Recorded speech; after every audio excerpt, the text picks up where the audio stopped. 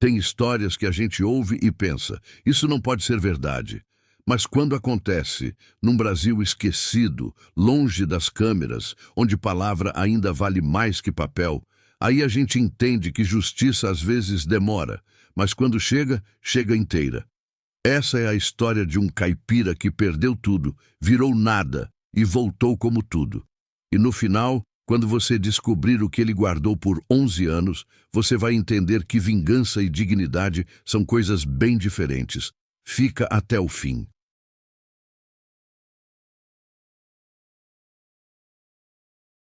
E me responde uma coisa. Você teria a paciência que esse homem teve? Deixa nos comentários. O sol ainda não tinha nascido quando Benedito Santos abriu os olhos naquela quinta-feira de março de 1985. Não precisava de relógio. O corpo dele conhecia a hora certa de acordar. Aquela hora em que o céu ainda é preto, mas já começa a clarear nas beiradas. Quando o galo canta pela segunda vez e o orvalho ainda está pesado nas folhas.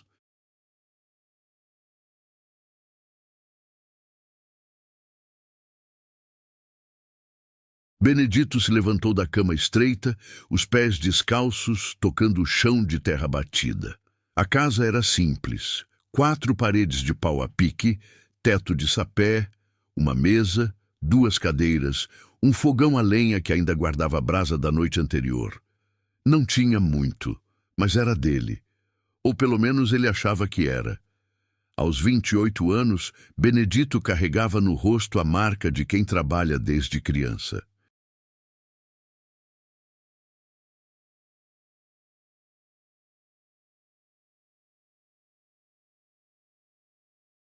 A pele queimada de sol, as mãos calejadas, os ombros largos moldados por anos, carregando saco de milho, enxada, arado. Era magro, mas forte. O tipo de forte que vem do trabalho pesado, não de academia. Ele acendeu o lampião, esquentou o café preto que sobrou do dia anterior, molhou um pedaço de pão duro, comeu em silêncio, olhando pela janela sem vidro a terra que conhecia de cor. 10 alqueires de terra boa, vermelha, fértil. Terra que seus pais tinham trabalhado antes dele. O pensamento nos pais veio rápido, como sempre vinha. 10 anos já. 10 anos desde o acidente na estrada de barro, a carroça velha, o cavalo que se assustou com a cobra, a queda na ribanceira. Benedito tinha 18 anos quando enterrou os dois no mesmo dia. Desde então, era só ele e a terra. Pegou o chapéu de palha puído, jogou a enxada no ombro e saiu. O caminho até a roça era curto, uns 300 metros morro abaixo.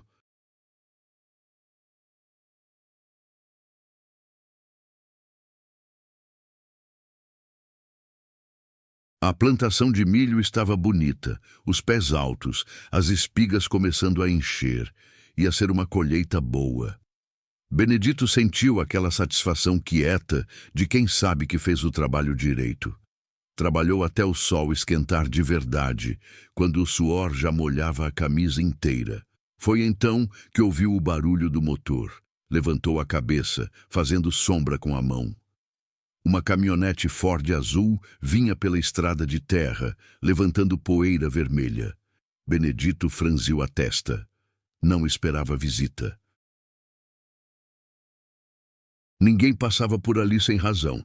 A terra dele ficava no fim do caminho. Depois não tinha mais nada, só mato.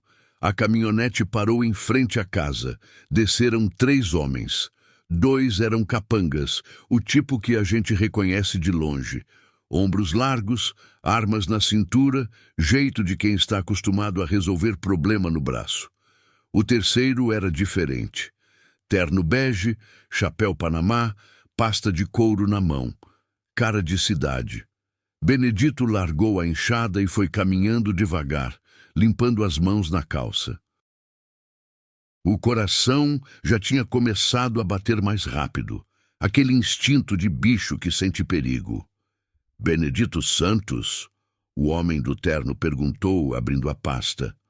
Sou eu. Benedito parou a uns 3 metros de distância. O homem tirou um papel dobrado de dentro da pasta e estendeu. Oficial de justiça, vim trazer uma notificação. Benedito pegou o papel com a mão tremendo. Não tremendo de medo, tremendo de raiva contida. Ele sabia ler. Não muito bem, mas sabia. Os pais tinham feito questão. Homem que não lê é homem que assina o que não deve, o pai sempre dizia. As palavras no papel dançaram na frente dos olhos dele. Ação de reintegração de posse, propriedade registrada em nome de Tertuliano Fonseca, prazo de 48 horas para desocupação. Benedito leu 2 vezes. 3. Não fazia sentido. Tem algum erro aí, ele disse, a voz saindo mais grossa. Essa terra é minha. Meu pai trabalhou aqui a vida inteira. Minha mãe morreu aqui.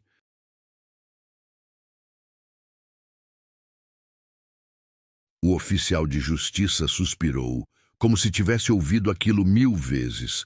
Olha, moço, eu só cumpro ordem. Segundo os documentos do cartório, essa terra pertence ao coronel Tertuliano Fonseca. Sempre pertenceu. Vocês eram ocupantes, não proprietários. Ocupantes. Benedito sentiu o sangue ferver. Meu pai pagava arrendamento para o dono antigo, seu Joaquim Alves. Tenho os recibos guardados. Seu Joaquim Alves nunca foi dono de nada. O oficial falou já guardando a pasta. Os registros foram revisados. Houve um erro no cartório anos atrás. Agora está corrigido. A terra é do coronel e ele quer ela de volta.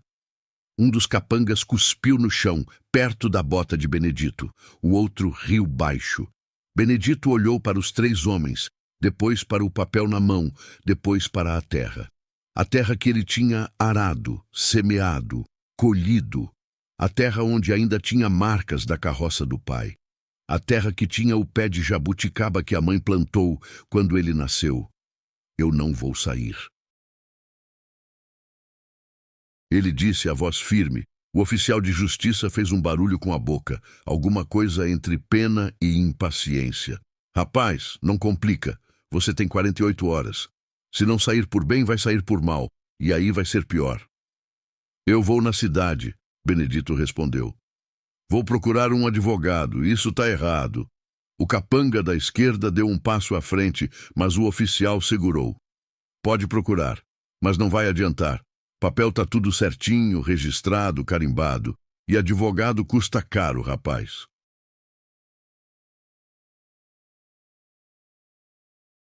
Você tem dinheiro? Benedito não respondeu porque os 2 sabiam a resposta. Os 3 voltaram para a caminhonete. Antes de entrar, o oficial ainda gritou. 48 horas! Não me obrigue a voltar com a polícia. A poeira levantou de novo, vermelha contra o céu azul. Benedito ficou ali parado, o papel amassado na mão, sentindo o mundo desabar devagar. Naquela tarde, ele foi até a vila. 3 horas de caminhada a pé, porque não tinha dinheiro nem para passagem de ônibus. A cidade pequena, 1000 e poucos habitantes. Uma rua principal, igreja, cartório, delegacia, 2 bares. Benedito entrou no cartório. A moça no balcão olhou para ele de cima a baixo, viu a roupa de trabalho suja de terra, a cara queimada de sol, o jeito simples. Pois não? Ela perguntou sem sorriso. Eu queria ver os registros da minha terra. Benedito tirou o chapéu. A terra onde eu moro. Disseram que tem um erro. A moça suspirou. Qual o nome da propriedade? Não sei se tem nome. É na estrada do Córrego Fundo, último lote antes do mato. Ela folheou um livro grande, passou o dedo pelas linhas, parou. Lote 47, Fazenda Santa Eulália, proprietário Tertuliano Fonseca, registrado em 1952. Não pode ser. Benedito se inclinou no balcão. Meu pai morava lá desde antes disso, desde 1950. Então, seu pai era arrendatário. A moça fechou o livro. Ou posseiro, mas não dono. Ele pagava para o seu Joaquim Alves. Tenho recibos. A moça deu de ombros. Recibos de arrendamento não dão direito à propriedade, e o senhor Joaquim Alves nunca foi registrado como dono. Os documentos são claros. Benedito sentiu a garganta apertar. Mas isso não está certo. Não pode, moço. A moça o interrompeu, a voz baixando. Ela olhou para os lados, chegou mais perto. Faz um favor para você mesmo. Não mexe com isso. O coronel Tertuliano é homem poderoso. Ele quer aquelas terras e vai pegar, de um jeito ou de outro.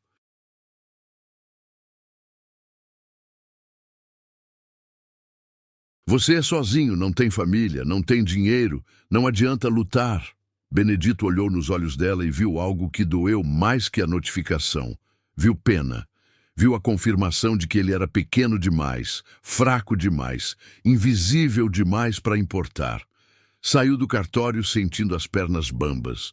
Foi até o único advogado da cidade, Dr. Anísio, um velho de óculos, fundo de garrafa, que atendia numa sala em cima da farmácia.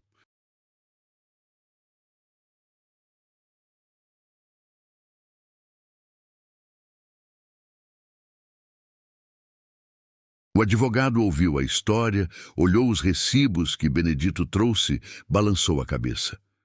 Rapaz, eu sinto muito, mas não tenho o que fazer. Os registros do cartório estão em ordem. E mesmo que não estivessem, ele tirou os óculos, limpou. Você não tem como pagar uma ação judicial. Isso levaria anos, custaria milhares de cruzeiros, e o coronel Tertuliano... Bem, ele tem influência. Muito influência. Então não tem jeito? Benedito perguntou, a voz quase sumindo. O advogado ficou quieto por um tempo. Então abriu uma gaveta, tirou um envelope pardo, velho, lacrado com cera. Seu pai, ele começou hesitante. Seu pai veio aqui uma vez, faz uns 15 anos.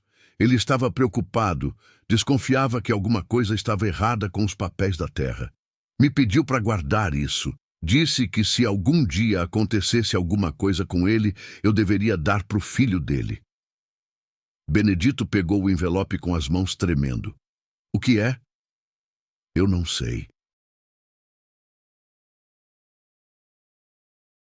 Ele me pediu para não abrir. Disse que era para você abrir só quando tivesse poder para fazer justiça. O advogado se levantou, colocando a mão no ombro de Benedito. Guarda isso. E se um dia você crescer na vida, se um dia você tiver condições, abre. Mas agora, rapaz, meu conselho é, sai dessa terra. Vai para longe. Recomeça.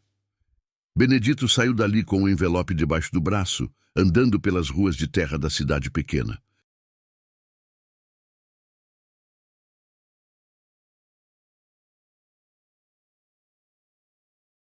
Passou pela praça, viu o coronel Tertuliano sentado no bar, cercado de homens, rindo alto, charuto na boca, chapéu de couro na cabeça.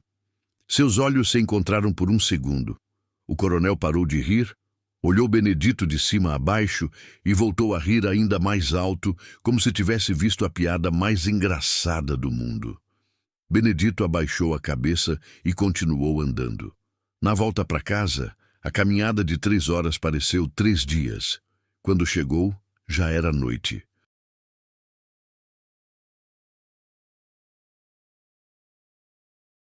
Entrou na casa escura, acendeu o lampião, sentou na cama. Olhou o envelope. A cera estava velha, quebradiça. A letra do pai estava escrita do lado de fora, torta, mas firme.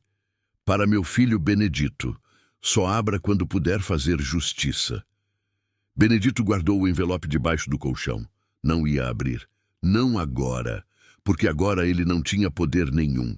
Era só um caipira solitário que estava prestes a perder a única coisa que tinha.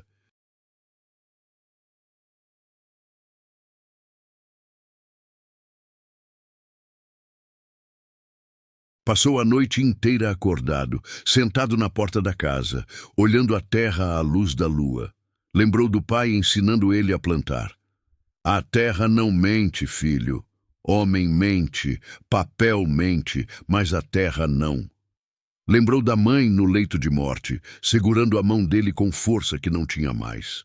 Promete que não deixa ninguém tirar sua dignidade. Quando o sol começou a nascer na sexta-feira, Benedito já tinha tomado a decisão.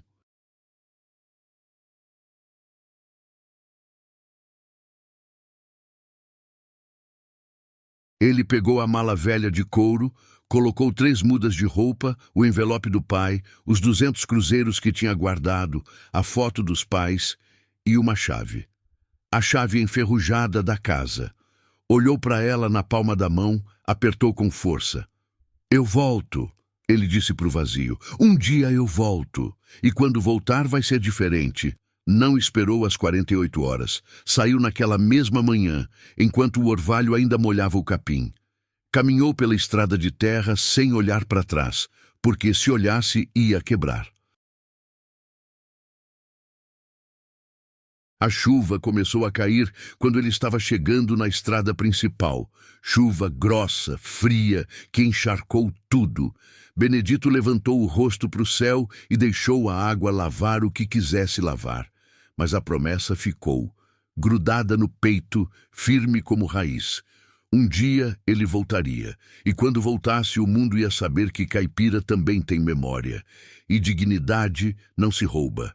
No máximo, se empresta por um tempo, mas sempre, sempre volta para casa.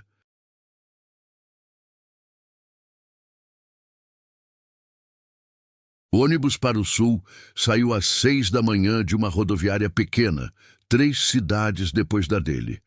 Benedito pagou a passagem com metade do dinheiro que tinha. Sentou no fundo, encostou a cabeça na janela fria e viu o interior de São Paulo ir sumindo aos poucos. Campos, fazendas, vilarejos, tudo igual e tudo diferente. A cada quilômetro que passava, Benedito sentia o peso da derrota apertar o peito. Mas junto com a derrota vinha outra coisa, pequena, teimosa, que ele não sabia ainda o que era. Só depois ele ia descobrir que aquilo tinha nome, determinação. A viagem durou quase 2 dias. Benedito comeu pão com mortadela que comprou numa parada, dormiu sentado, acordou com o pescoço duro. Quando o ônibus finalmente entrou em Maringá, Paraná, já era noite de sábado. A cidade era maior do que qualquer lugar que ele já tinha visto. Luzes, carros, gente andando rápido, buzinas. Benedito desceu com a mala na mão, perdido. Não conhecia ninguém. Não tinha para onde ir.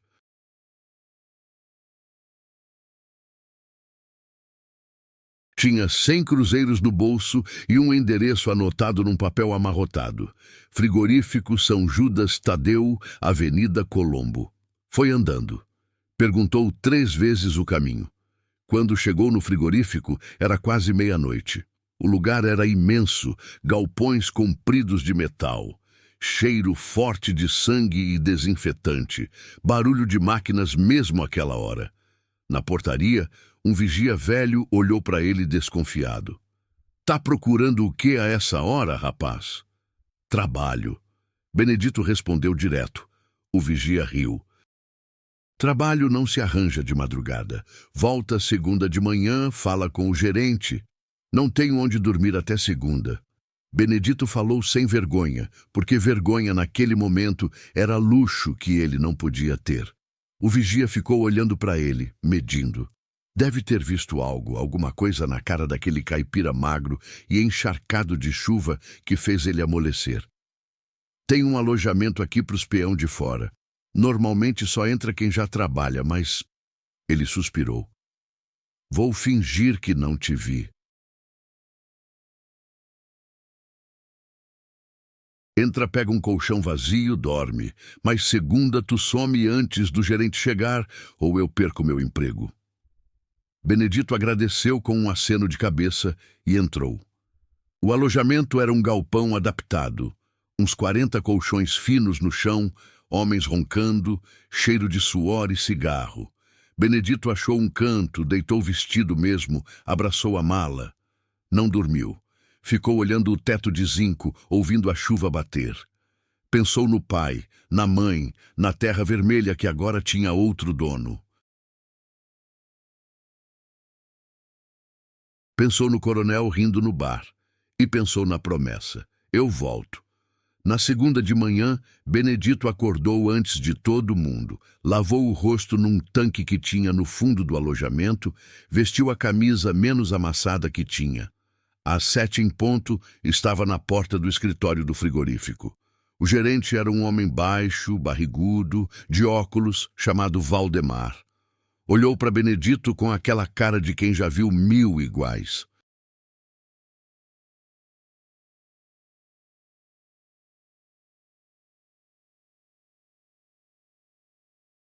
Experiência? Ele perguntou sem levantar os olhos da ficha que estava preenchendo. Trabalho na roça desde os 8 anos. Benedito respondeu. Sei carregar peso, sei acordar cedo, sei fazer o que mandar. Roça não é frigorífico, Valdemar resmungou. Aqui é pesado, frio, sangue, cheiro ruim.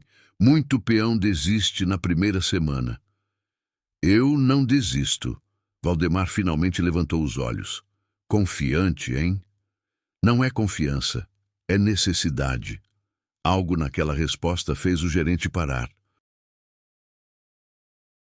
Ele tirou os óculos, limpou na camisa, colocou de volta. Tá bom, experiência de 1 semana. Pagamento por dia trabalhado. Se servir, fica. Se não servir, rua. Começa amanhã, 5 da manhã. Benedito saiu dali com a primeira vitória. Pequena, mas vitória. O trabalho no frigorífico era tudo que o gerente tinha avisado e pior. Benedito foi colocado na linha de corte, onde os bois abatidos chegavam pendurados em ganchos e os homens cortavam, limpavam, separavam. O frio era de doer os ossos. O cheiro grudava na roupa, na pele, no cabelo. As botas encharcavam de sangue. As mãos ficavam dormentes depois de 2 horas segurando a faca. Mas Benedito não reclamou. Nem no primeiro dia, nem no 10º, nem no 30º. Tinha um nordestino que trabalhava ao lado dele, José Raimundo, mas todo mundo chamava de Zé Pequeno, por causa da altura. Era um homem miúdo, pele escura, olhos espertos, mãos rápidas. Cortava 2 vezes mais rápido que qualquer um. No intervalo do almoço da primeira semana, Zé Pequeno sentou do lado de Benedito no refeitório. Tu é novo aqui, né? Sou. Benedito respondeu, comendo o arroz com feijão e um pedaço de carne dura. De onde tu é? Interior de São Paulo. Eu sou de Quixadá, Ceará. Zé Pequeno sorriu, mostrando um dente de ouro. Tô aqui faz 6 anos. Sul é terra boa para quem quer trabalhar. Não tem seca, não tem coronel, não tem... Ele parou. Bem, tem coronel, mas menos. Benedito olhou para ele.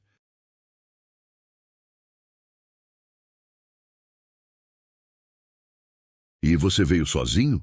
Igual tu, sozinho e lascado. Zé Pequeno deu uma risada curta.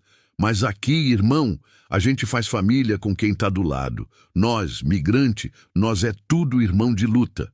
Foi assim que começou a amizade. Devagar, em cima de bandeja de comida ruim, em noite de cansaço, em domingo sem ter para onde ir.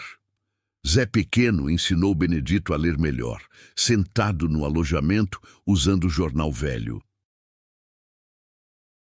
Benedito ensinou Zé Pequeno a fazer as contas de cabeça, coisa que aprendeu com o pai para não ser enganado na venda de colheita. Os meses foram passando. 1985 virou 1986.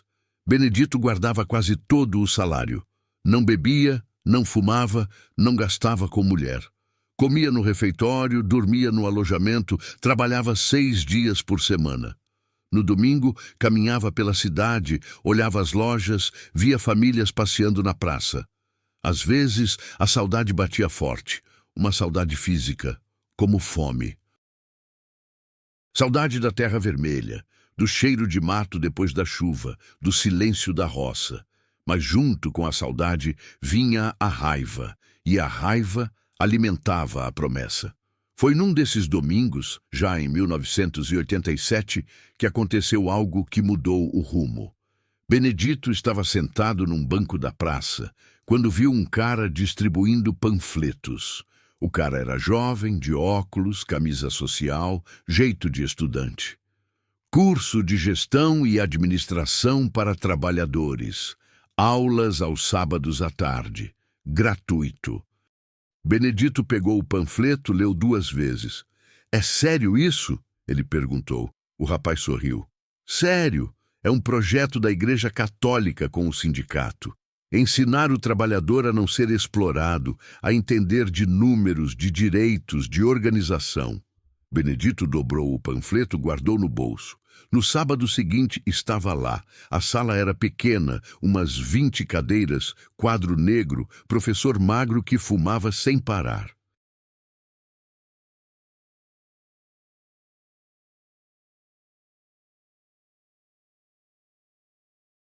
O nome dele era Reinaldo, era contador aposentado.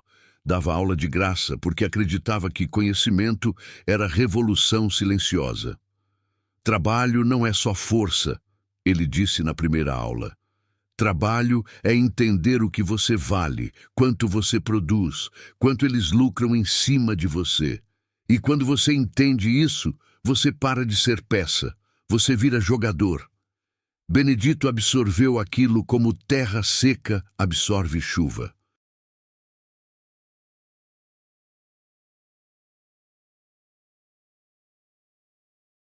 Aprendeu a fazer planilha, a calcular margem de lucro, a entender contrato, a ler nas entrelinhas.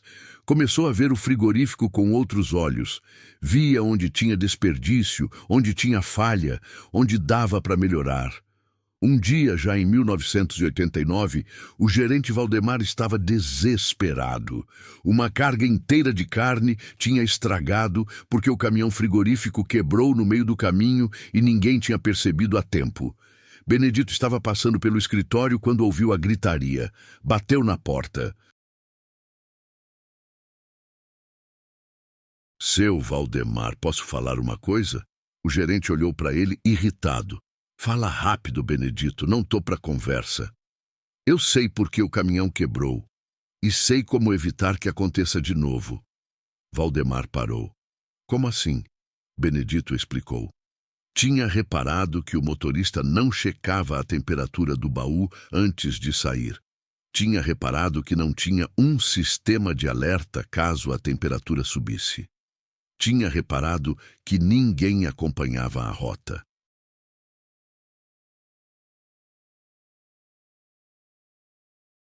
"Se o senhor colocar um termômetro com alarme dentro do baú e alguém para acompanhar por rádio, não perde mais carga." Valdemar ficou olhando para ele como se estivesse vendo Benedito pela primeira vez. "E você pensou nisso sozinho?" "Pensei.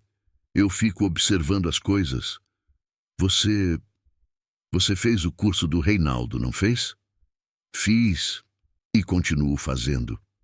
Valdemar se recostou na cadeira. "Quantos anos você tem agora?" 32. "E quanto tempo faz que trabalha aqui?" 4 anos e meio. O gerente respirou fundo. "A partir de segunda, você não trabalha mais no corte. Você vai ser líder de turma e vai me ajudar a organizar a logística daqui." Benedito sentiu algo estranho no peito. Reconhecimento. Alguém tinha visto que ele não era só braço. A promoção trouxe salário melhor. Benedito passou a ganhar quase o dobro. E continuou guardando tudo, tirando apenas o essencial. A poupança foi crescendo. Devagar, mas crescendo. Ele comprou um rádio velho e começou a sintonizar notícias do interior de São Paulo. Queria saber da região, do que estava acontecendo. Às vezes conseguia pegar alguma rádio local que falava de festa, de política, de gente. Foi assim, numa noite de 1991, que ele ouviu o nome. O coronel Tertuliano Fonseca, um dos maiores proprietários rurais da região, enfrenta dificuldades financeiras após a quebra de safra e a queda dos preços. Benedito sentou na cama, o coração acelerando. Aumentou o volume. Fontes próximas informam que o coronel teria contraído dívidas significativas com bancos e fornecedores. Desligou o rádio. Ficou ali, no silêncio, processando. O coronel estava com problemas. A roda tinha começado a girar. Zé Pequeno percebeu a mudança em Benedito. Tu tá diferente, irmão. Tá tramando alguma coisa. Benedito olhou pro amigo, o único que ele tinha. Zé, deixa eu te contar uma história. E contou tudo.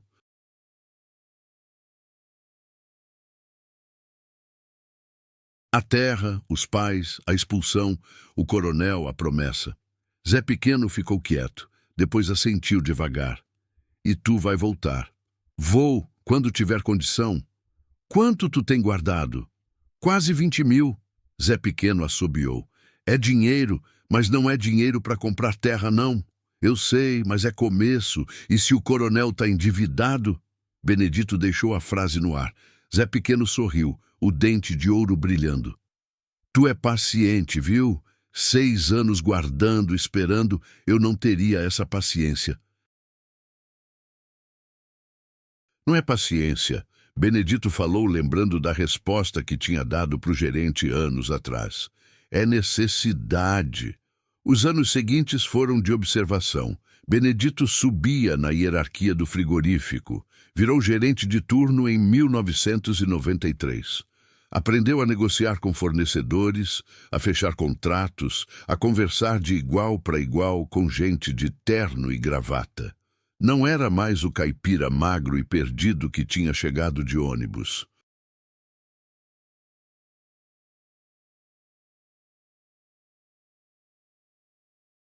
Era um homem de 35, 36, 37 anos, de ombros largos, olhar firme, que falava pouco, mas quando falava era coisa pensada.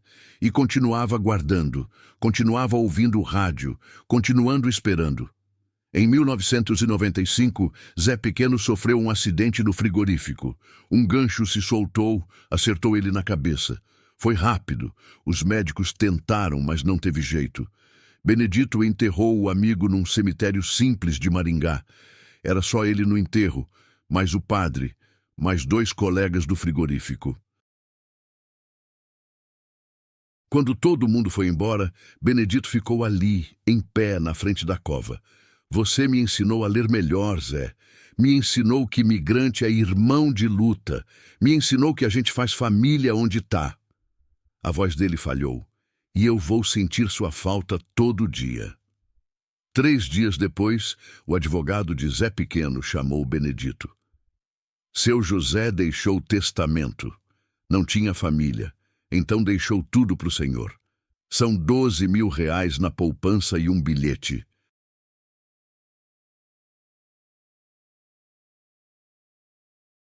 O bilhete tinha 3 linhas na letra torta de Zé.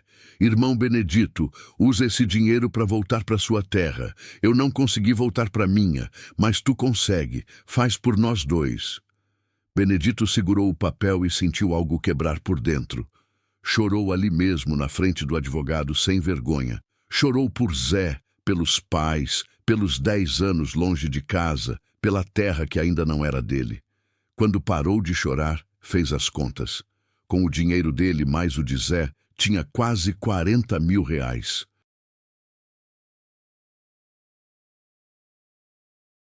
Não era fortuna, mas era munição. E o coronel, segundo as notícias que chegavam, estava afundando. As dívidas tinham crescido, os bancos estavam cobrando. Tinha boato de que ia ter leilão judicial. Benedito abriu a mala velha que ainda guardava desde 1985. Tirou de lá o envelope do pai, ainda lacrado. Olhou para a letra tremida. Só abra quando puder fazer justiça. Ainda não tinha poder suficiente, mas estava perto. Ele sentia. Pediu demissão do frigorífico em março de 1996. Valdemar tentou segurá-lo. Benedito, tu tem futuro aqui. Em 2 anos tu pode ser gerente geral. Eu sei, seu Valdemar, e eu agradeço tudo que o senhor fez. Mas eu tenho que voltar para casa. Casa? Casa? Valdemar olhou nos olhos dele e entendeu. Estendeu a mão. Boa sorte, rapaz, e seja lá o que tu vai fazer, faz direito. Na véspera de partir, Benedito foi ao cemitério visitar Zé pela última vez. Eu vou, irmão. Vou fazer por nós dois. E foi. 11 anos depois de sair daquela terra com 200 cruzeiros e uma promessa, Benedito Santos voltava. Não de ônibus, de caminhonete própria, não magro e perdido, forte e determinado, não para pedir, para tomar de volta. E dessa vez ele tinha mais que raiva. Tinha estratégia. A caminhonete Ford vermelha entrou na cidade vizinha numa terça-feira de manhã, abril de 1996. Benedito dirigia devagar, olhando cada rua, cada esquina, reconhecendo e estranhando ao mesmo tempo. 11 anos muda muita coisa. Mudam as lojas, mudam as pessoas, mas o cheiro da terra continua o mesmo. Ele não foi direto para sua antiga cidade, foi esperto. Parou em Araras, 15 quilômetros de distância, cidade maior, onde ninguém ia reconhecê-lo. Alugou um quarto simples numa pensão de Porta Azul. Pagou uma semana adiantado. A dona da pensão, Dona Neuza, mulher gorda de avental florido, olhou para ele curiosa. O senhor é de onde? De longe, Benedito respondeu, educado, mas fechado. Veio a negócio? Vim. Ela percebeu que ele não ia dar conversa e não insistiu. Gente do interior respeita silêncio. Benedito subiu para o quarto, fechou a porta, sentou na cama. Abriu a mala, tirou de lá um caderno novo que tinha comprado em Maringá. Na primeira página, escreveu com letra caprichada. Plano. Passo 1. Informação. Passo 2. Estratégia. Passo 3. Execução. Valdemar tinha ensinado isso sem saber. Benedito, negócio não se faz com coração. Se faz com cabeça fria e informação quente. Durante 3 dias, Benedito virou fantasma. Acordava cedo, vestia boné, óculos escuros, camisa simples. Andava pela cidade vizinha, entrava em bares, ouvia conversas. Ia até sua antiga cidade, mas ficava de longe, observando. Comprou o jornal local, leu os editais, e lá estava, pequeno, quase escondido na página 7, leilão judicial, Fazenda Santa Eulália e propriedades anexas, réu Tertuliano Fonseca, data 15 de maio de 1996, local Fórum da Comarca. Benedito leu 3 vezes. Sentiu o coração bater mais rápido. Era real. O coronel tinha afundado de vez. No 4º dia, foi até um escritório de advocacia em Araras. O advogado era jovem, recém-formado, chamado Dr. Evandro. Usava terno cinza, tinha cara de quem ainda acreditava em justiça. Doutor, eu quero informações sobre um leilão judicial. Evandro pegou um bloco, caneta. Qual? Fazenda Santa Eulália. Réu Tertuliano Fonseca. O advogado parou, olhou para Benedito.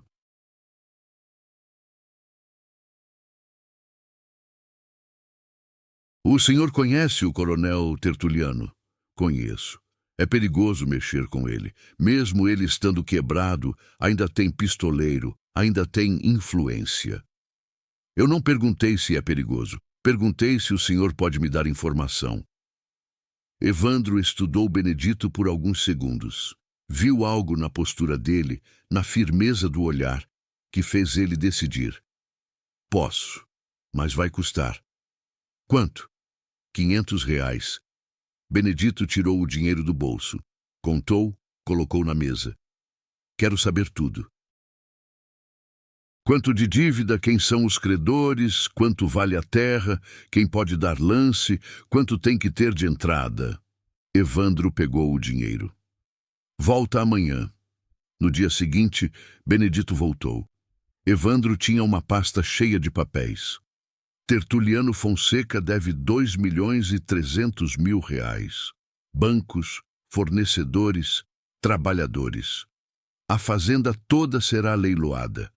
O lance mínimo é R$ 1.500.000. Tem que dar entrada de 30% no dia e o resto em até 60 dias. Benedito fez as contas de cabeça. 30% de 1.500.000 era 450 mil. Ele tinha 40. Estava longe, muito longe. E se eu conseguir sócios? Benedito perguntou. Pode.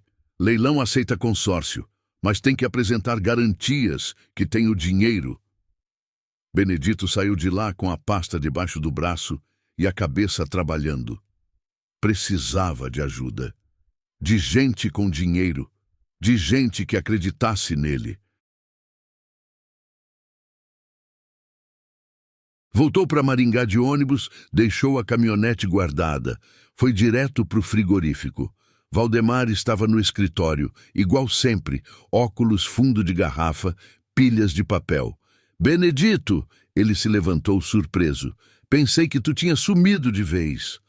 Quase, seu Valdemar, mas preciso de um favor grande. Valdemar apontou a cadeira. Senta, fala. Benedito contou. Não tudo, mas o suficiente. A terra que tinha sido da família, a expulsão, o coronel, o leilão, a chance de recuperar tudo. Valdemar ouviu em silêncio, limpando os óculos várias vezes, jeito que ele tinha quando estava pensando sério. Quanto tu precisa? 450 mil de entrada. Eu tenho 40. Valdemar assobiou. É dinheiro grande, Benedito. Eu sei, mas a terra vale 3 vezes isso. É investimento seguro. E se tu perder o leilão? Não vou perder. Valdemar olhou para ele. Tu mudou, rapaz.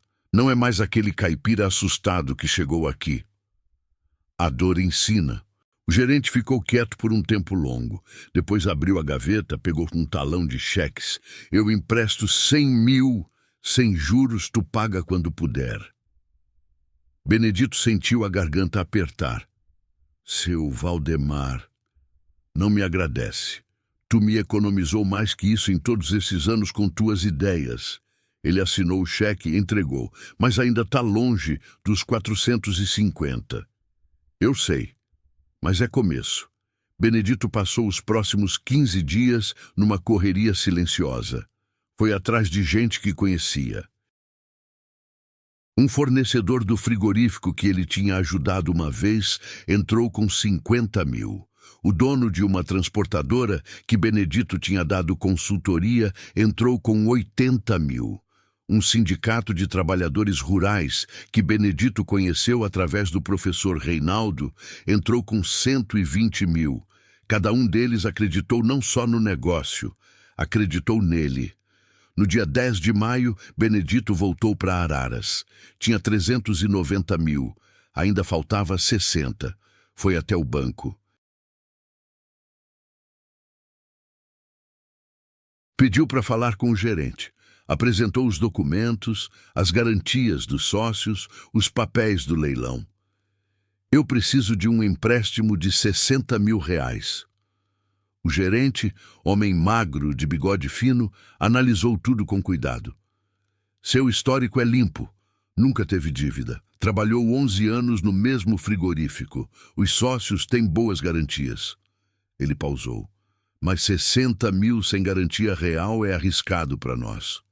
Benedito tirou do bolso a chave enferrujada, aquela que tinha guardado por 11 anos. Essa chave é da casa onde eu nasci, na terra que eu vou comprar. Quando o leilão acabar, essa terra vai ser minha garantia. O gerente olhou para a chave velha, enferrujada, que não valia nada, mas valia tudo. Aprovado. 60 mil, prazo de 90 dias. Benedito saiu do banco com as pernas bambas. Tinha conseguido. Tinha os 450 mil. Na noite do dia 14 de maio, véspera do leilão, Benedito não dormiu.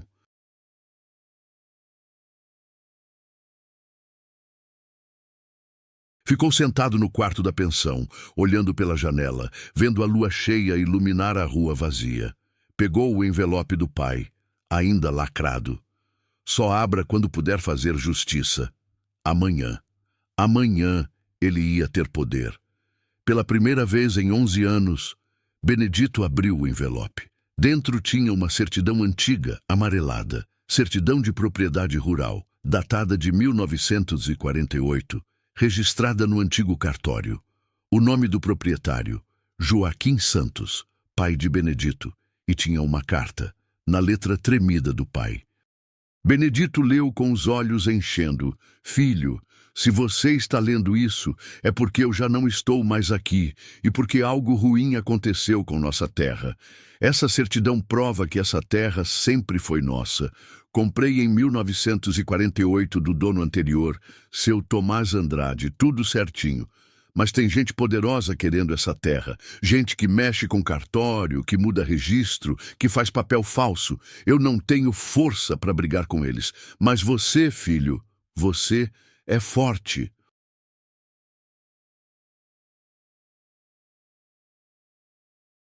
Se um dia você crescer e tiver condições, use essa certidão.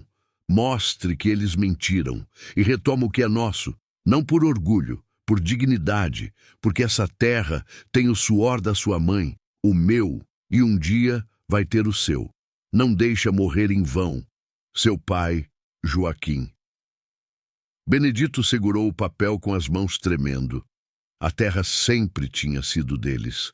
Sempre. O coronel tinha roubado, tinha forjado, tinha mentido. E amanhã Benedito ia provar. Ele guardou a certidão com cuidado, pegou o caderno, escreveu a última linha do plano. Passo 4. Justiça. Amanheceu o dia 15 de maio. Benedito acordou às 5, tomou banho, vestiu a roupa mais apresentável que tinha. Calça social preta, camisa branca, sapato engraxado. Olhou no espelho. O homem refletido não era mais o caipira de 1985. Era alguém que tinha aprendido a lutar com as armas do inimigo. O leilão seria às 10 da manhã no fórum. Benedito chegou às 8. Algumas pessoas já esperavam. Fazendeiros de paletó, homens de negócios, curiosos. Às 9h30, uma BMW preta parou na frente do fórum. Desceu o coronel Tertuliano Fonseca. Benedito o viu de longe. O coronel tinha envelhecido. Estava mais gordo, mais curvado, o rosto vermelho de pressão alta ou bebida, mas ainda tinha aquele jeito, aquela postura de quem manda. Tertuliano entrou no fórum cercado de 2 advogados. Passou por Benedito sem olhar. Não reconheceu.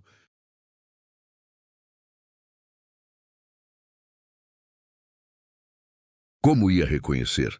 O caipira magro de 1985 tinha virado esse homem de ombros largos, postura firme, cara fechada. Mas Benedito o reconheceu. E a raiva antiga acordou, quente, viva. Calma, ele falou para si mesmo.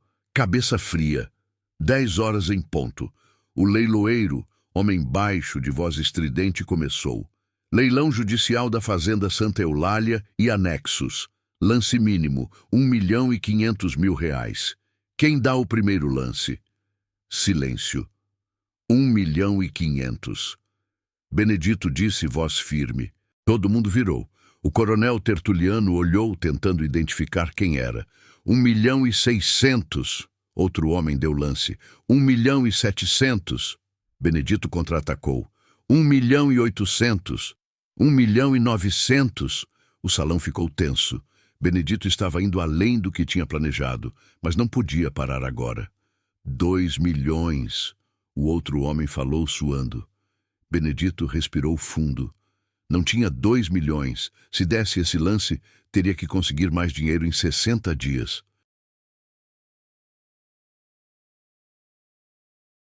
Mas algo dentro dele, mais forte que lógica, falou mais alto.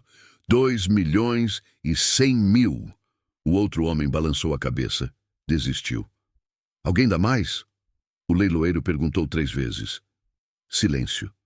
Vendido por R$ 2.100.000 ao senhor. Ele olhou para Benedito. Benedito Santos. O coronel Tertuliano levantou de um pulo. A cara dele ficou branca, depois vermelha. Benedito Santos? Ele repetiu, procurando com os olhos. Quando viu Benedito, ele congelou. Você? Benedito se levantou devagar. Caminhou até ficar de frente para o coronel. Eu, coronel, o caipira que o senhor expulsou 11 anos atrás. Tertuliano olhou para ele de cima a baixo, incrédulo. Isso não pode estar acontecendo. Está. Benedito respondeu a voz baixa, mas firme como pedra. E agora, coronel, a terra voltou para o dono verdadeiro. Ele tirou do bolso a certidão antiga que o pai tinha deixado e colocou na mão do leiloeiro. Essa terra sempre foi da minha família. E agora está provado. O silêncio no fórum era absoluto. E Benedito Santos, o caipira solitário que tinha sido expulso da própria terra, acabava de se tornar o dono de tudo. Mas a história ainda não tinha acabado. O melhor ainda estava por vir. O coronel Tertuliano Fonseca ficou parado no meio do fórum, olhando para Benedito como se estivesse vendo um fantasma. Os advogados dele tentaram se aproximar, falar alguma coisa, mas ele fez um gesto brusco com a mão, mandando todo mundo calar. Você... A voz dele saiu rouca, tremida. Você era um nada, um caipira sem terra, sem dinheiro, sem nada. Benedito sustentou o olhar sem raiva, sem ódio, apenas com uma calma que pesava mais que qualquer grito. Era, ele respondeu, mas o senhor me ensinou uma coisa importante naquele dia em que me expulsou. O quê? Que homem não é medido pelo que tem, é medido pelo que faz com o que perde. Tertuliano apertou os punhos, a cara ficando cada vez mais vermelha.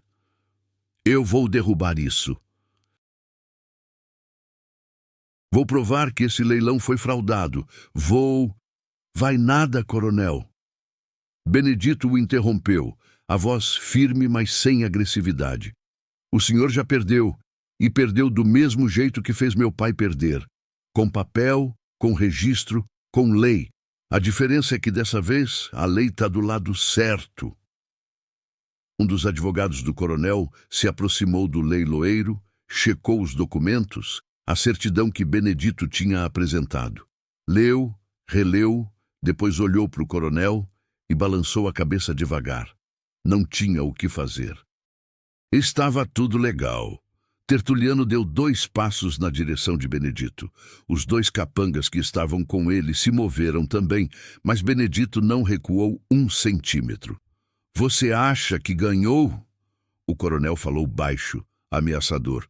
Você não sabe com quem está mexendo. Benedito se aproximou mais ainda. Os 2 ficaram a 1 palmo de distância. E quando Benedito falou, sua voz saiu tão baixa que só o coronel ouviu. Eu sei exatamente com quem eu estou mexendo. Com um homem que rouba a terra de viúva e órfão. Com um homem que usa poder para esmagar quem não pode se defender.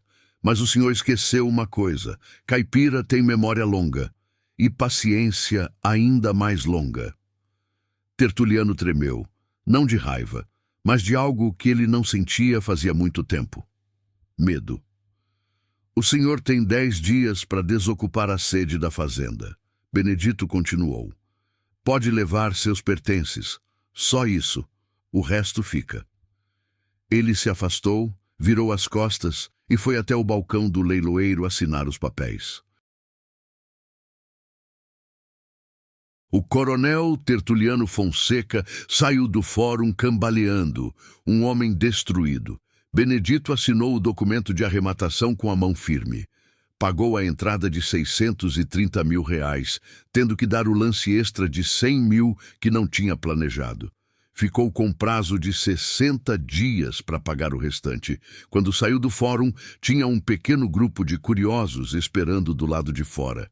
Entre eles, uma senhora velha, de bengala, lenço na cabeça, olhos fundos mas atentos, Dona Lindalva. Ela tinha sido vizinha dos pais de Benedito, a única pessoa que tinha tentado ajudá-lo no dia da expulsão, há 11 anos. O coronel tinha ameaçado ela também, e ela tinha recuado, com medo, mas tinha chorado por Benedito. Benedito sabia, porque ela tinha mandado um recado anos depois, através de um primo que trabalhava em Maringá. Dona Lindalva ficou olhando para ele, franzindo os olhos, tentando reconhecer. Moço, ela começou, a voz fraca. Me desculpa perguntar, mas... O senhor é o Benedito, o filho do Joaquim Santos? Benedito se aproximou, tirou o boné. Sou eu, dona Lindalva. A velha levou a mão à boca, os olhos enchendo de lágrima. Meu Deus do céu, você voltou, você realmente voltou. Voltei e vim para ficar. Ela segurou as mãos dele, apertando com força que não parecia ter. Seu pai está orgulhoso, menino. Lá de cima ele está orgulhoso.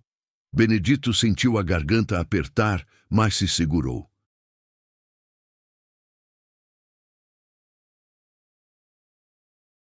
Ajudou Dona Lindalva a sentar num banco da praça, sentou ao lado dela. Dona Lindalva, a senhora ainda mora na mesma casa? Moro, sozinha agora. Meu marido morreu faz 3 anos. A terra da senhora foi tomada também, ela disse, com a resignação de quem já não espera justiça.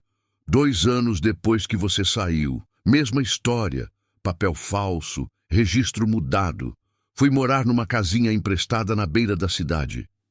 Benedito respirou fundo.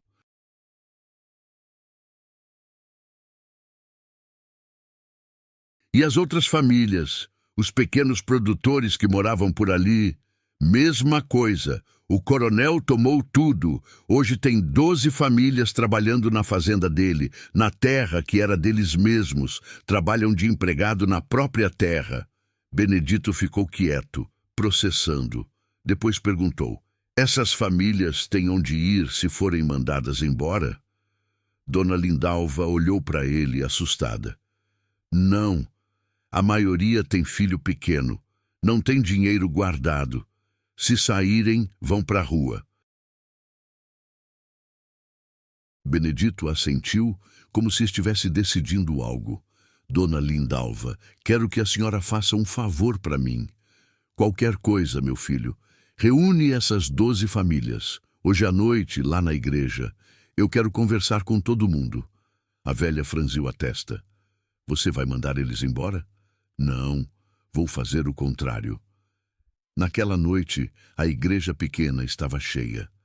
As 12 famílias sentadas nos bancos de madeira, crianças no colo, rostos cansados, olhos com medo. Dona Lindalva sentada na frente. Benedito entrou, caminhou até o altar, virou de frente para todo mundo. Boa noite, meu nome é Benedito Santos. Hoje eu comprei a fazenda Santa Eulália no leilão judicial. Um murmúrio baixo percorreu a igreja. Todo mundo sabia o que isso significava. Novo dono, nova expulsão. Eu sei que vocês estão com medo, Benedito continuou. Medo de perder o trabalho, a casa, o chão onde pisam. Eu sei porque eu já senti esse medo. Há 11 anos eu fui expulso da minha terra. Fui humilhado, ameaçado, tratado como nada. Ele pausou, olhando cada rosto. Eu poderia fazer o mesmo. Poderia mandar vocês embora e contratar gente nova. Seria meu direito. Mas direito não é a mesma coisa que certo. Um homem na terceira fileira levantou a mão, hesitante. O senhor vai deixar a gente ficar?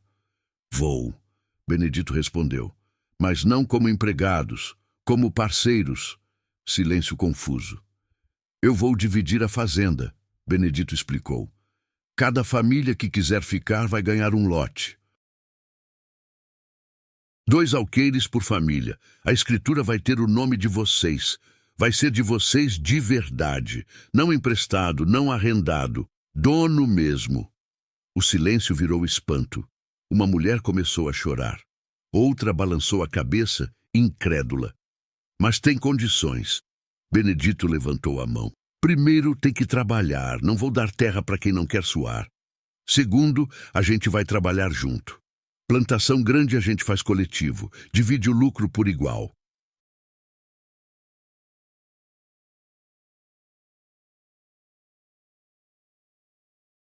Terceiro, ninguém vende a terra para os grandes de novo. Se um dia quiser sair, vende para outro pequeno, não para grileiro. O homem da terceira fileira se levantou. Por que o senhor está fazendo isso? O senhor não nos conhece. Benedito olhou para ele. Porque eu conheço a dor de vocês, e porque meu pai me ensinou que a terra não mente, mas homem mente. Eu não quero ser o homem que mente. Dona Lindalva se levantou trêmula. E eu, Benedito, eu sou velha. Não consigo trabalhar pesado. A senhora não vai trabalhar pesado, Dona Lindalva. A senhora vai cuidar da horta comunitária e ensinar as crianças a ler. E vai morar na casa nova que eu vou construir para a senhora, porque a senhora foi a única que chorou por mim quando eu saí. E eu não esqueço. A velha desabou no choro, e junto com ela, metade da igreja. Um mês depois, Benedito estava em pé na varanda da casa velha onde tinha nascido. A casa estava de pé ainda, abandonada, mas de pé.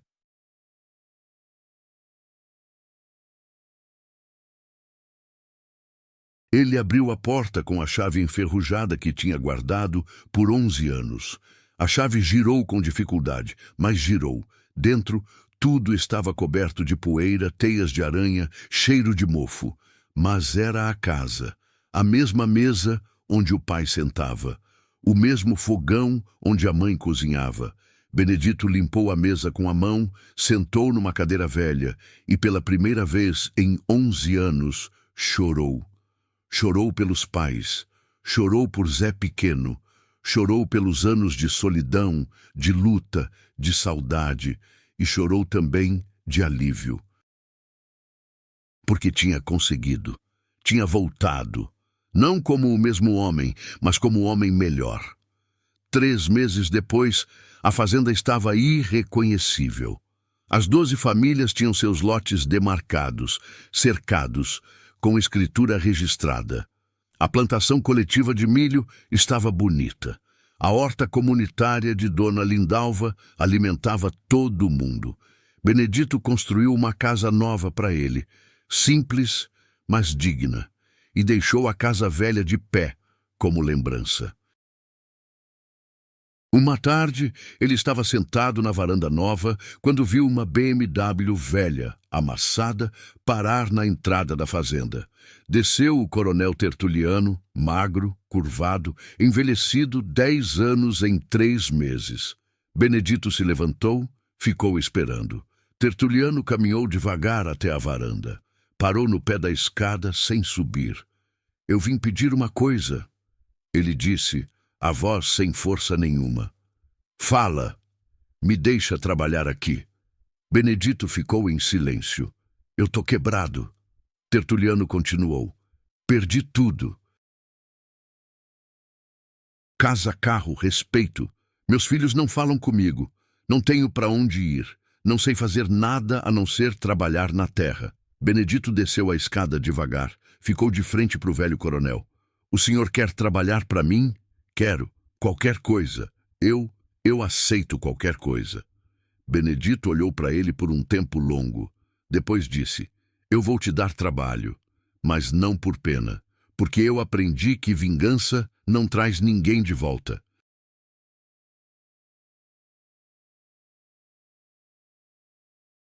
E que homem, por pior que seja, merece chance de recomeçar.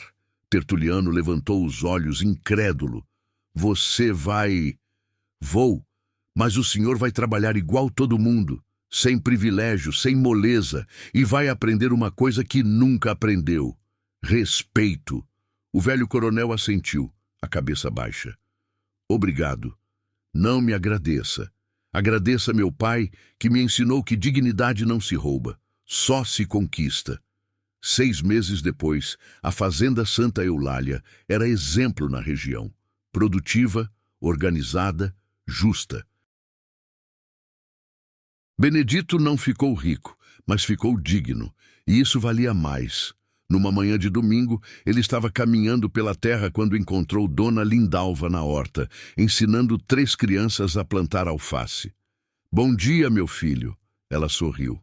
Bom dia, dona Lindalva. Sabe o que seu pai dizia? Ela perguntou. Ele dizia que a terra não mente, e você provou que ele estava certo. Benedito olhou para o horizonte, a terra vermelha, o céu azul, o vento carregando o cheiro de mato. A terra não mente. Ele repetiu, mas o homem pode escolher ser verdade. E naquele momento, ele soube, tinha cumprido a promessa, tinha voltado. E tinha voltado não como o coronel cheio de poder e vazio de alma. Tinha voltado como Benedito Santos, caipira, solitário, mas dono de tudo que realmente importa. Dignidade. Benedito não voltou para se vingar, voltou para provar que dignidade não se rouba. E sabe qual foi a maior vitória dele? Não foi comprar a terra.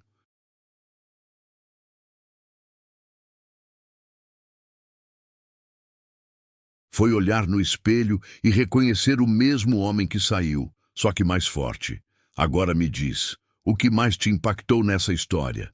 Foi a paciência dele, a virada, ou a escolha de não repetir a crueldade? Deixa aqui nos comentários, a gente lê todos. Se essa história te emocionou, deixa teu like, ajuda demais o canal a continuar trazendo histórias reais do Brasil profundo. Se inscreve, ativa o sininho e vem com a gente nessa jornada.